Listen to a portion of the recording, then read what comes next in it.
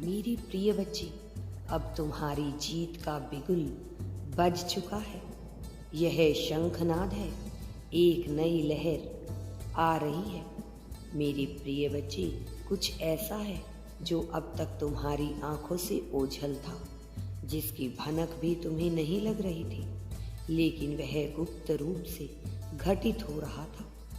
यह रचाया गया था तुम्हारी सोच और बुद्धि से भी बिल्कुल अलग, किसी ऐसी जगह पर जो तुम्हारी पहुंच से परे था, लेकिन जिसका प्रभाव तुम्हारे जीवन में विशेष रूप से पड़ने वाला है। मेरी प्रिय बच्ची, एक आंधी चल पड़ी है और इस आंधी में अब बहुत से लोगों का घर उजड़ने वाला है। बहुत से जीवन तबाह होने वाले हैं।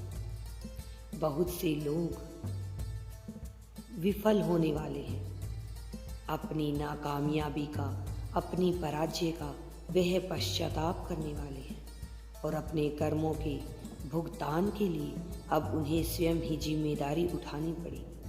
अब एक नए युग की शुरुआत होगी, एक ऐसा युग जहां कर्म सबसे प्रधान होगा, जहां ना भक्ति श्रेष्ठ होगी, ना योग्यता, ना ही किसी तरह की श्रद्धा, आस्था। वास्तव में यहाँ कुछ श्रेष्ठ है तो मनुष्य का कर्म श्रेष्ठ है, मनुष्य का विश्वास, उसका कर्म ही श्रेष्ठ होगा। मेरे बच्चे, इसलिए तुम्हें इस कर्म युद्ध में आगे बढ़ना है। यह सदापुर में प्रवेश कर चुका है। विनाश की इस घड़ी में केवल कुछ ही लोग मुस्कुरा पाएंगे और उनके साथ मुस्कुराएंगे वह सारे लोग जो उनसे जुड़े हुए हैं, जो उससे प्रेम करते हैं। तुम्हारा भी नाम उसी सूची में शामिल है, जो मुस्कुराने की श्रेणी में है, जो जीत का जश्न मनाने की श्रेणी में है। मेरे बच्चे, विनाश की इस घड़ी में जहाँ चारों तरफ लोग कोलाहल में डूबे होंगे, जहाँ चारों तरफ लोग अपनी बेचैनी का, अपनी पराजय का मातम मना रहे होंगे, तो खुशियों में झूम उठोगे, तुम जश्न के माहौल में झूम उठोगे और यह तुम्हारे साथ घटित होगा। इसे कोई रोक नहीं सकता, इसे कोई टाल नहीं सकता। यह विडंबना है कि इस समय जो भीतर नहीं उतरा वह इसी संसार में फंस कर रह गया, और जो वास्तव में भीतर उतर गया वह तर जाएगा। तुम भी इस भवसागर से तरने वाले हो। तुम पर मेरी कृपा बरस चुकी है और यही कारण है कि आज तुम्हें यह विशेष संदेश हर हाल में पूरा अंत तक सुनना है। चाहे परिस्थितियां कोई भी हो, चाहे यह विषमता का युग हो, चाहे समता का, लेकिन तुम्हें इस समय को गंवाना नहीं है। इसे अपने हाथों से जाने नहीं देना। किसी भी हाल में तुम्हें इसे बीच में छोड़कर जाने की भूल नहीं करनी है।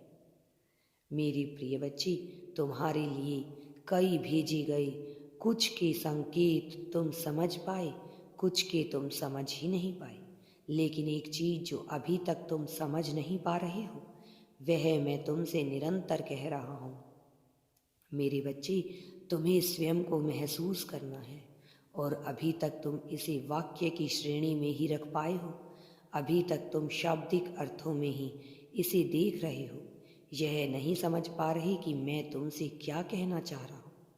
मेरी प्रिय, इस संसार में जो व्यक्ति आसक्त होकर कोई कार्य करता है, फल की इच्छा की कामना करके जब कोई मनुष्य कोई कार्य करता है, जब मनुष्य चाहे कितने ही सत्कर्म कर ले, लेकिन इस उद्देश्य से करता है कि बदले में उसे कुछ प्राप्त होगा, तो उसके सभी सत्कर्म धूमिल हो जाते हैं, उसकी श्रेष्ठता धूमिल हो जाती है। फिर वह महान नहीं हो पाता, फिर वह योग्य नहीं हो पाता। वास्तव में वह रह जाता है तो वैसे एक साधारण मनुष्य जैसे, एक ऐसा साधारण मनुष्य जिसका जीवन किसी आम जन के जीवन से बिल्कुल भी अलग नहीं है। मैं नहीं चाहता कि तुम कभी भी उन साधारण मनुष्यों की श्रेणी में आओ। तुम विशेष हो, तुम्हारा स्थान विशेष है, तुम्हें विशेष होने के लिए ही बनाया गया है, और अपनी विशेषता को यूं गवाओ मत। तुम विशेषता महत्वपूर्ण है। तुम्हारी विशेषता के पीछे कई राज छुपे हैं। इसे यूं ही बर्बाद ना होने दो। मेरे प्रिय, जो तुम्हें बताया जा रहा है, जो तुम्हें समझाया जा रहा है, वह तार्किक है। इसे तर्क में उतरो, किंतु तर्क करने के चक्कर में यह मत भूलना कि कुतर्क ना कर बैठे। मेरे बच्चे, तुम्हें अपने जीवन में आगे बढ़ते हुए जीवन के सपनों को साकार करना है। तुम वही मनुष्य हो जो तुम आगे बढ़ना जानते